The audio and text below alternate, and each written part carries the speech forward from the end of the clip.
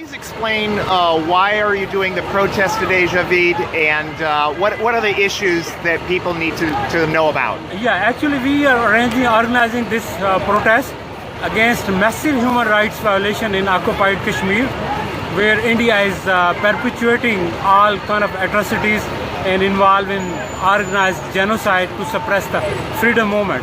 Actually, issue of Kashmir is not a bilateral issue between India and Pakistan, and it's not a conflict of a land or territorial dispute, but it's an issue of human rights organization, human rights, and it's an issue of a freedom. People want to have a freedom. They want to have a right of self-determination, which is committed to them by the United Nations and international community. And they just want to have a plebiscite in Kashmir, as the referendum held in East Timor, as a referendum held in Scotland and other countries. That's what they want. They want a plebiscite. They want a free and fair plebiscite to determine their future. Now, for a lot of people in the United States don't understand that while India is a majority Hindu country, Kashmir is majority Muslim. And have the people of Kashmir ever had a choice in how they are to be governed? That is totally nothing to do with the religion. Kashmir has been independent country for centuries, even before creation of Pakistan and India. And Yes. they never acceded with the India. Just only one ruler who was appointed by the Britain.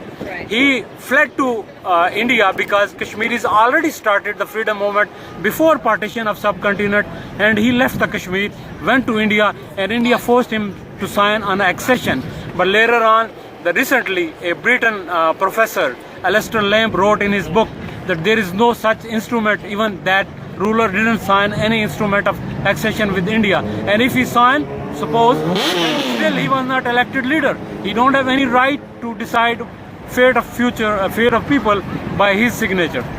Why do you think the United States is not speaking out about the human rights violations in Kashmir? Yeah, that's an agony. Actually, before, United States was helping the people of Kashmir and speaking for the people of Kashmir when India was in Soviet Union pocket. But now India cleverly switched his relation with United States, and United States think India is a democratic country and has a big market. But United States really don't understand that India is actually not a democratic country. Inside of India, if you go see the Hindus, low caste, see the Christians, see the other minorities, and you'll find out in India internally the fascist and right-wing Hindus are so organized, and they have so much hatred about all religion and all people. Even Modi himself, he was a chief minister. When he was a chief minister, thousands of people were killed in Gujarat, and he was one of the organizers, and he got elected because all extremist people support him. In India, there is no democracy. America should understand, international community should understand that there is no democracy. It's just a hypocrisy.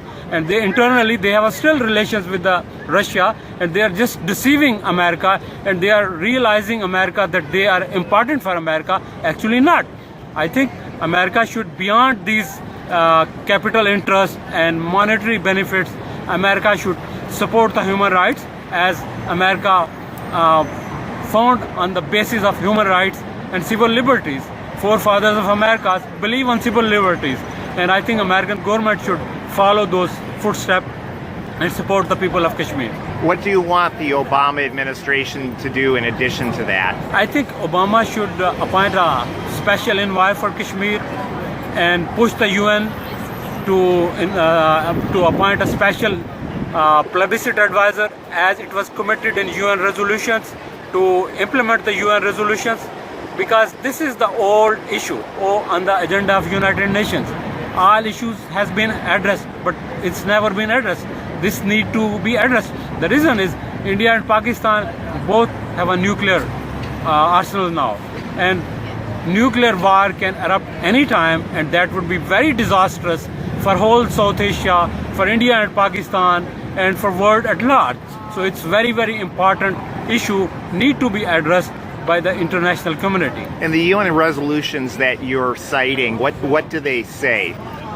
in the UN resolutions it says that this is right of people of Kashmir, whether they want to join with India, with Pakistan, or they want to remain independent. So it's the people decision, it's the people will, what they wanted to do. Nobody else can enforce any decision on them. And I think they should be given the right of self-determination. It's their birthright, it's their right according to the UN Charter, according to the human rights, and by all means, they have a right to do that. Thank you very much, Javed. Is there a particular organization you want to be identified with? Yeah, what's your this title? organization, we form an organization, Kasmir Solidarity Council. Solidarity Councils means that anybody who want to support the cause of Kashmir, who believes on human rights, who believes on justice, he can be part of Kashmir Solidarity Council, whether he's from America, whether he's from England, or any part of the world. This is not only the Kashmiris. We are just organizers, and we are inviting all human beings, all people to join our hands and support the cause. The problem of military occupation is not, unfortunately, unique to Kashmir. How do you feel about other peoples, such as Palestinians and so forth, who are occupied? I think there should be end on occupation anywhere in the world, because the great leader of civil liberties, Martin Luther King, said one of his letters that injustice anywhere is a threat to justice everywhere. I think if there is a problem anywhere, if there is an occupation anywhere, that can cause reaction anywhere else in the world. To make this world more peaceful, more beautiful, we need to resolve all issues on the basis of justice, on the basis of humanitarian angles, not on the basis of monetary benefit or political association or some other so-called issues.